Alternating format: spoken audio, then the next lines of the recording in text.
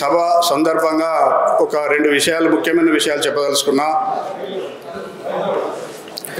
భారతదేశానికి స్వాతంత్ర్యం మొదలు ఇప్పటి వరకు ఇప్పుడు చిన్నపిల్ల యశస్విని రెడ్డి ఎమ్మెల్యే వరకు జరిగిన రాజకీయేతర పోరాటాలను గమనించినట్లయితే బీసీలకు ఎనలేని అన్యాయం జరుగుతున్నదని సభాముఖంగా నేను చెప్పదలుచుకున్నా. ప్రతి పోరాటంలో బీసీలకు అన్యాయమే జరిగింది. ఎప్పుడు మనము ఆధిపత్య కులాలకు అగ్రవర్ణాలకు వాళ్ళ పల్లకి మోసే బోయిలుగానే మిగిలిపోతాను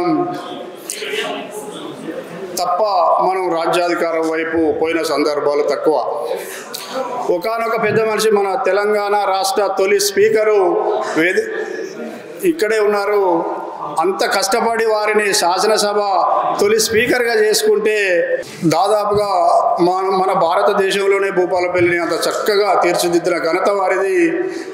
ఆ ఇద్దరి మధ్య కొట్లాటల ఆయనను బొందబెట్టిళ్ళు. అయితే ఈ రకంగా చూసుకున్నట్లయితే బీసీలను ఎదగనిస్తలేరు, బీసీల ఎదుగుదలకు వాళ్ళు అడ్డం పడుతున్నారని ఈ సభాముఖంగా నేను చెప్పదలుచుకున్నా.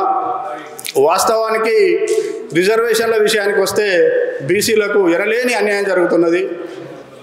ఏదైతే ఈడబ్ల్యూఎస్ ఉన్నదో మనందరికీ తెలుసు. ఈడబ్ల్యూఎస్లో మన బీసీలకు 1000 ర్యాంక్ వచ్చిన బీసీలకు అన్యాయం జరుగుతున్నది. బీసీలకు 100 ర్యాంక్ వచ్చిన ఉద్యోగం వస్తలేదు, వాళ్ళకు 1000 ర్యాంక్ వచ్చిన ఉద్యోగం వస్తలేదు. అయితే ఈ విధంగా ఏ రకంగా చూసినా కూడా బీసీలకు ఎనలేని అన్యాయం జరుగుతున్నది. భారతదేశానికి స్వాతంత్రం వచ్చినప్పటి నుంచి ఇప్పటి వరకు కూడా చూసుకున్నట్లయితే బీసీలను వారి యొక్క పల్లకి మోసే బోయిలుగానే చూస్తున్నారు తప్పితే మనలా ఎదగనిస్తలేరని సభాముఖంగా నేను చెప్పదలుచుకున్నా. ఇంకొకటి వాస్తవంగా చూసుకున్నట్లయితే వారికేమో గాడ్ ఫాదర్స్ ఉన్నారు. ఎస్సీ ఎస్టీలు వాళ్ళని చూస్తే వాళ్ళకు రాజ్యాంగ రక్షణ ఉన్నది. ఓబీసీలకు మట్టుకు ఏమీ లేదు.